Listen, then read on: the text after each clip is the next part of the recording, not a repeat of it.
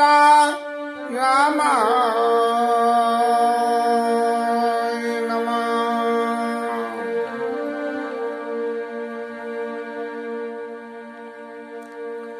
राम राम कई राम कई राम राम कई राम तनु परि हरि रघुवर वीरा राव गयो सुरराम।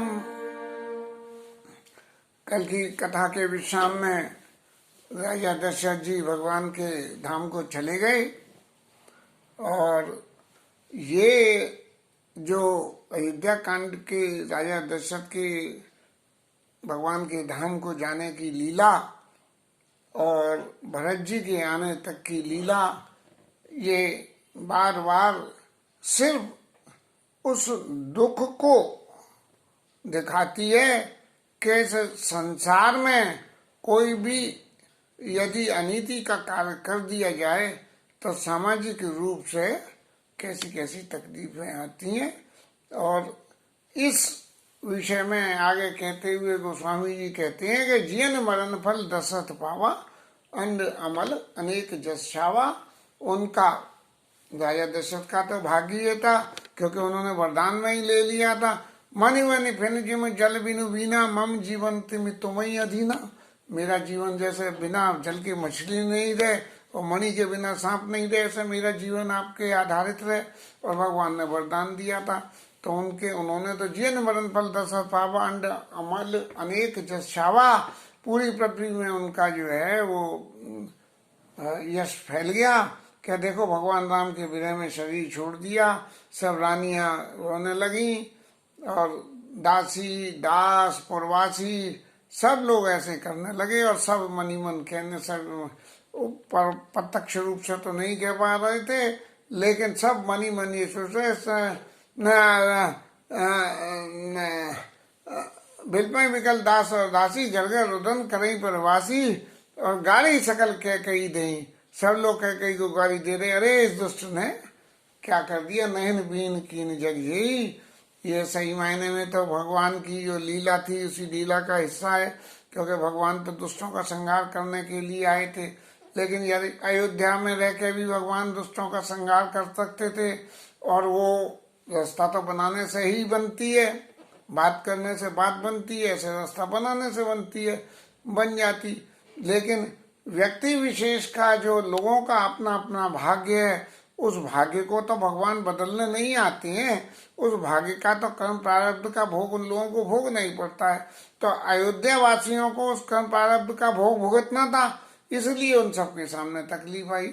लेकिन तकलीफ आने के बाद में जब सुख आता है तो भगवान जब अयोध्या लौट के वापस आए हैं तो जो सुख हुआ है, तो जैसे रात के बाद दिन होने पे सुख होता है, ऐसा ही अयोध्या वासियों के जीवन में सुख हुआ। और तब यही विध बिलपत रैन बयानी आए सकल महामुनि ज्ञानी।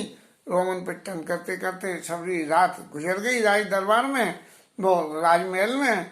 और सुबह जो है ज्ञानी मुनि सब लोग आए, सब लोगों ने अपने अपने ज्ञान से जो जैसा भी कह सकता था,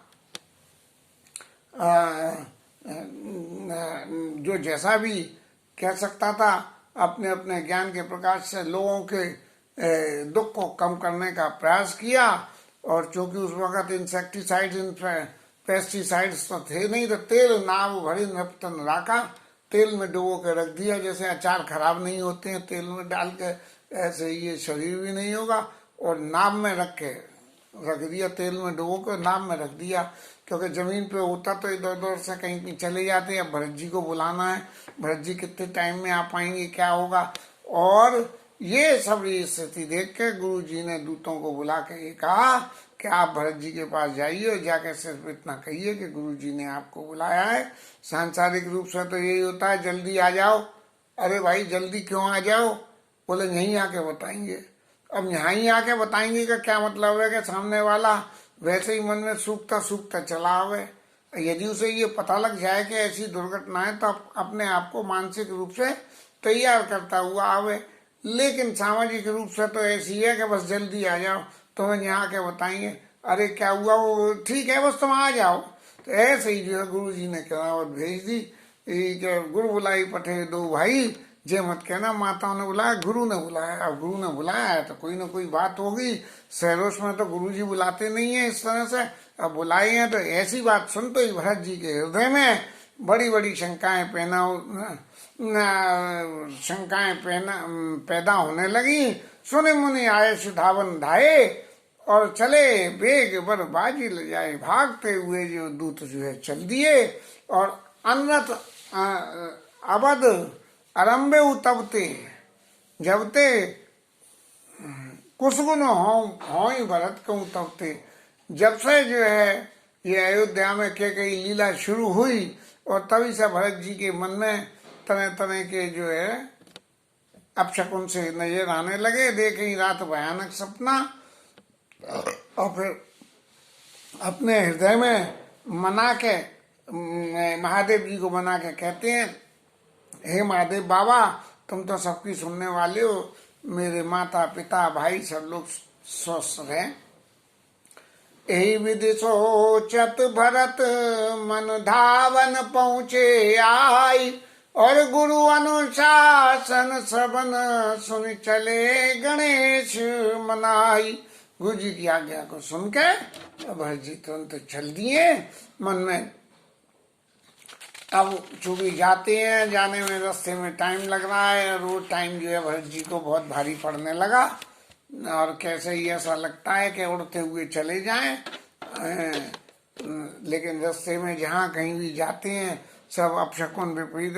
मन में जब संशय होता है तो संशय के वशीभूत होकर हम सबको सब कुछ विपरीत ही विपरीत दिखने लगता है। और भरत जी जब अयोध्या में पहुंचे हैं तो पुरजन मिला ही ना कहीं, कछु गवई जो हारे जाए, बस राधे राधे साहब, राम राम साहब, जय सिया राम, ये क्या क्यों चले जाते हैं, कोई बात नहीं करता। क्योंकि सब लोगों को ऐसे मन में शुभा है कि जरूर कुछ न कुछ तो ऐसा भरत जी का इच्छा का अंश होगा जिसकी वजह से ऐसी लीला हुई है। और इस तरह से करते करते भरत जी जो मैं अपने दरबार में माँ के पास सबसे पहले गए। बुलाया था गुरु जी ने और गए माँ के पास। हाथ बाट नहीं जाए निहारी, जौपुर दो दिस लागी दवारी। सब ऐसा लग रहा है जैसे चारों तरफ से आग लग गई हो कोई, और सब लोग बड़े संकोच में कि आग बुझ नहीं रही क्या। आवत सुत सुन कहे कई नंदने, हर्षि रवि कुल जल रुआ चंदनी। सूर्यवंश के इस कमल को सुखाने के लिए ये जो है पानी के सूखने जैसी स्थिति बनाने लायक ये कैकेयी मैया ने ऐसा ऐसा करा। और वो जब जैसे ही, क्योंकि थे तो कौशल्य, हमारे तो कौशल्या जी के में भवन में थे, गुरुजी निश्चय रूप से आश्रम में होंगे, तो वो मैया ने ये करा कि पहले ही बाहर दरवाजे पे आ गई कि वो कहीं इधर उधर नहीं चले जाए। बड़ी चतुरता से काम हुआ। काज संवारे उस जग होई सहसा जनपति आऊ वाली स्थिति जो ने कही कि बहुत चतुरता से संभालना।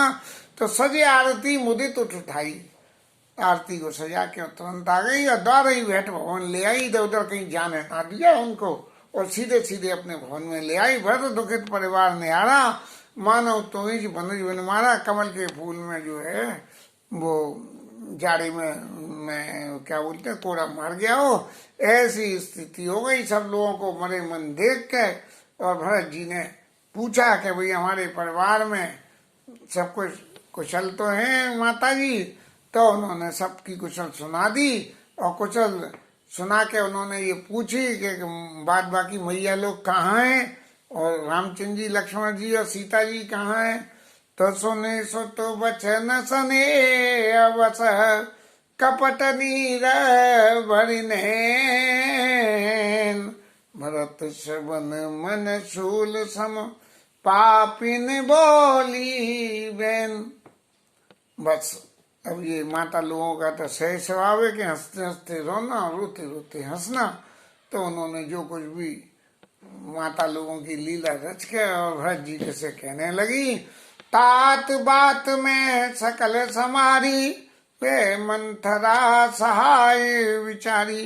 मंथरा की सहायता से मैंने तुम्हारे लिए राजकाज का सबरा शासन मैंने तुम्हारे लिए राज्य काज की सारी तैयारी कर दी। मंथरा ने इसमें थोड़ी सी मदद करी, लेकिन हे बेटा भरत, इस बीच में जरा सा एक विघ्न पड़ गया कि भूपति सुरपुर पर पगधायो, कि राजा दशरथ जो है भगवान के धाम को, देवलोक को चले गए।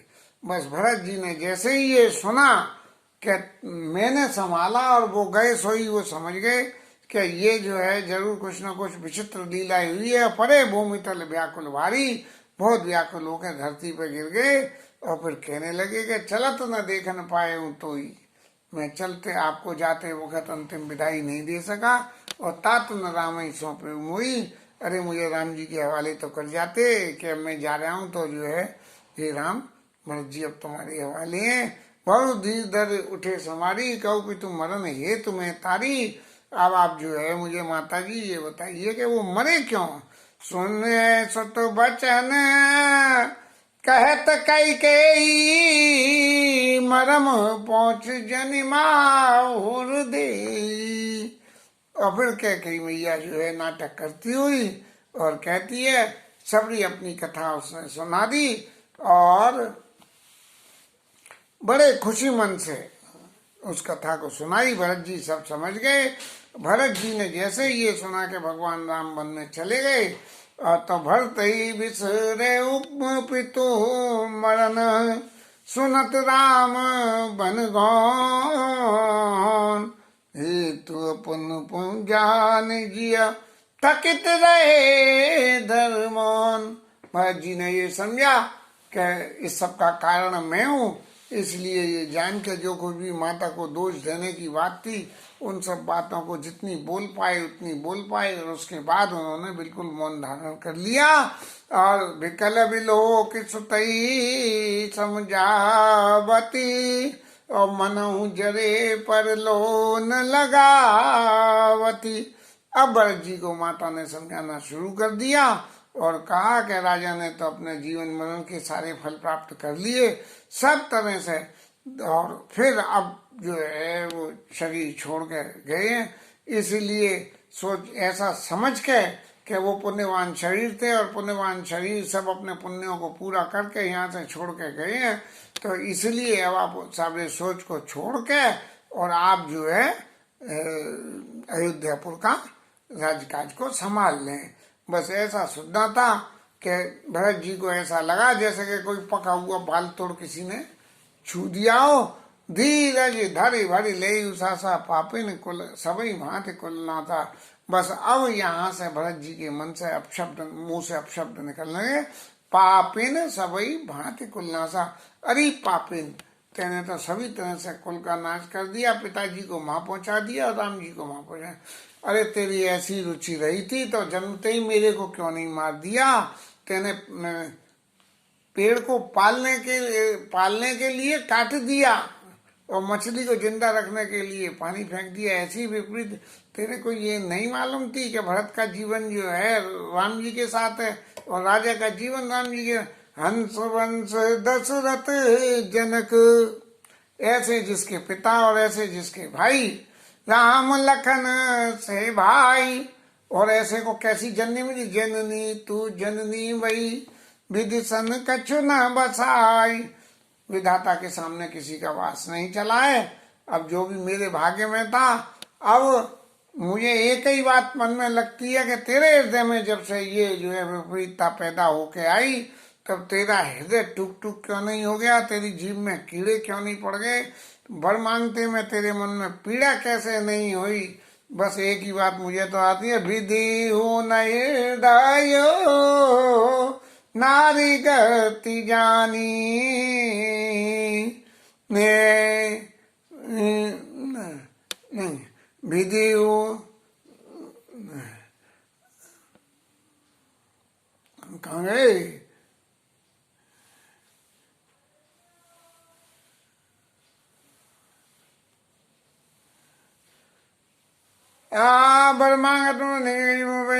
भूपति तोड़ क्यों क्यों मत कहा विधि मत हर लीनी। भगवान ने जो राजा की मति भी हर लीनी के तेरी जैसे के विश्वास में आके दे दिया। विधि ने दे नारी गति जानी सकल कपट अग अवगुण खानी। स्त्री की जाति को विधाता भी नहीं समझ पाया। अब ये शब्द भरत जी के रामायण की कथा के समय के अनुरूप हो, ये बात तो अलग है कि यहाँ कथा के भरत जी इतने दुखी थे, इसलिए उन्होंने विद्युन हृदय नारी गति यानी सकल कपट अग और अवगुण, कपट अग और अवगुण इसकी खानी होती है। ये ऐसी बात व्यवहार जगत में सांसारिक लाभ के लिए, सांसारिक दुख के लिए कुछ कहें तो लगती है, लेकिन सकल कपट अवगुण खानी, सब प्रकार के अवगुण की ये खान होती है, ये बात उचित प्रतीत नहीं होती है। क्यों? क्या विरह के वशीभूत होकर कोई कुछ कह देता तो ठीक है, लेकिन ये बात अपने आप में सत्य नहीं है। क्योंकि नारी शक्ति जो है एक दैवी शक्ति होती है, और इस दैवी शक्ति को जब कन्वर्ट करने के लिए कुछ और उल्टा सीधा मिल जाए, जैसे मंत्रा मिल गई, तब उस बात में ये बात लागू हो जाती है कि सकल कपट अवगुण खानी। जब दुर्व्यवहार कोई गलत आदमी से स्त्री का संग हो जाता है तब ऐसी घटनाएं होती हैं। सहज स्वभाव में सकल कपट अग अवगुण खानी, ये शब्द माताओं के लिए लागू नहीं होता है। सरल सुशील धर्म रतराऊ सो किम जानती है स्वभाव। अरे जब विधाता ही नहीं जान पाया तो राजा कैसे जान रहे? वो बे अति अहित राम तेव तोई को तू अहस सत्य का मोई। तू कौन है मुझे बता दे, जो हसी तो हसी मुँह मसलाई। हाँ कौन हो तू बेट तू जाई, तू जो भी है जैसी भी है, जा मेरे सामने से हट जा और आंखों की ओट में बेटा। राम विरोध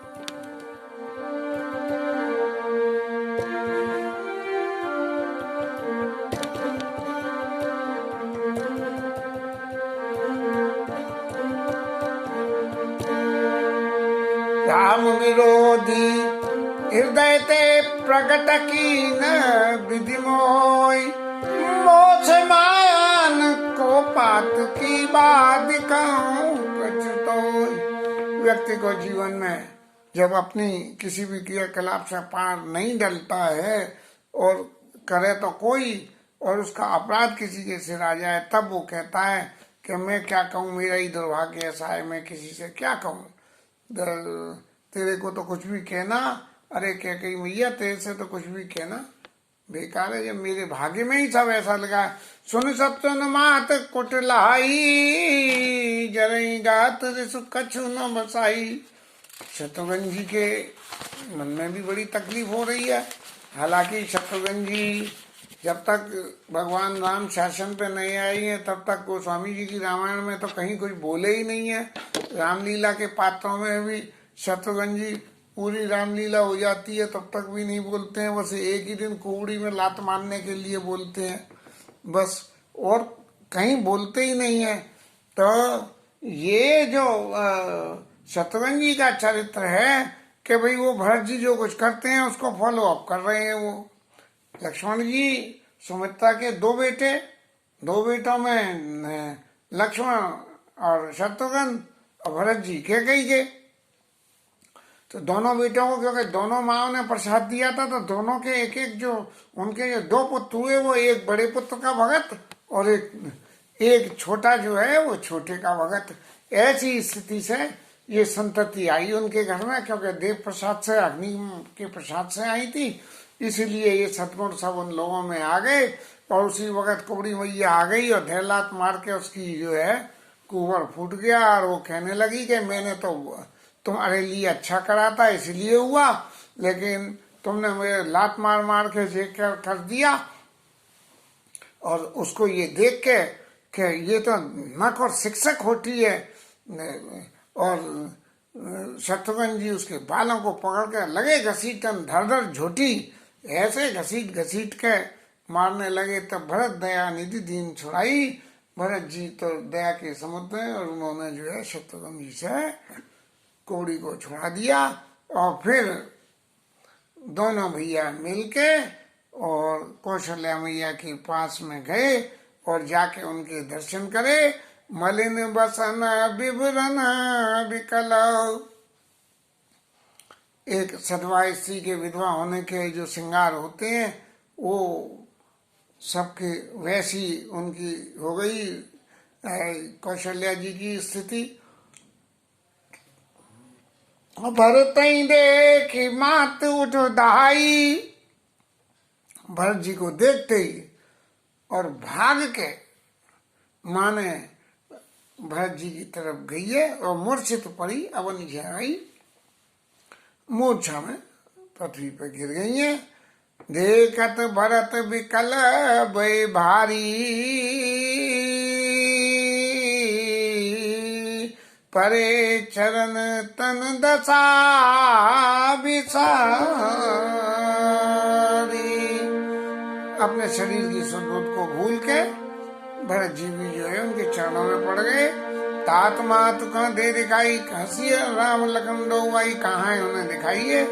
और कह इस संसार में बांझ क्यों नहीं पैदा हुई, क्यों पैदा हुई, और पैदा हुई तो बांझ क्यों नहीं पैदा हुई, जिसने मुझ जैसे कुल के कलंक देने वाले व्यक्ति को पैदा किया। मेरे समान इस संसार में कौन अभागा है कि जिसकी वजह से हे मैया तेरी ऐसी गति हुई है। और भगवान राजा तो देवलोक में चले गए और मैं ही सब इस अनर्थों की कारण हूँ।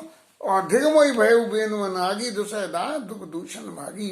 अब ये तो मेरा ही चरित्र है कि मैं सब तरह के दुखों को सहने के लिए विधाता ने मुझे बनाया।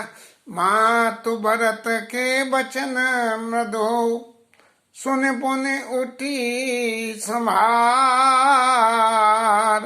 लिए उठाई लगाई उरा, लोचन मोचती वार। शत्रुपा स्वरूप में कौशल्या मैया ने भगवान से वरदान मांगा था कि हमारा ज्ञान कभी नष्ट न हो, नहीं तो सांसारिक रूप से यदि देखें तो भरत जी कौशल्या जी के पास आए तो मुंह फेर के बैठ जाती, बोले मेरे सामने चेहरा मत दिखाना। लेकिन चूंकि उनका ज्ञान नहीं मिटा, भगवान ने भी फिर विराट स्वरूप दिखा के कि अब मेरी माया तुम्हें कभी परेशान नहीं करेगी। इसलिए इस पूरे रामायण प्रसंग में कौशल्या जी को कभी माया ने परेशान नहीं किया है। और इसीलिए भरत जी के उस चरित्र को समझते हुए उन्होंने जो है तुरंत हृदय से लगा लिया और भरत जी माता जी से कहने लगे कि मेरे समान इस दुनिया में अभागा कौन है कि जिसकी वजह से ये सारी ऐसी लीला हो रही है।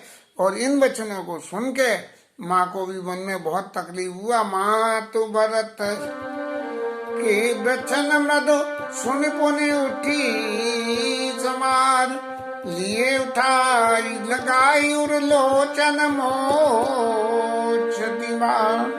जब भरत जी ने ऐसी बातें कही है तो उन बातों को कहने के बाद माता को सुधाई और वो उठ के आंखों से आंसू बहाते हुए भरत जी को हृदय से लगा लिया और अपने दिल की बात जो कहनी थी वो कथा शुरू करना ही चाहती थी।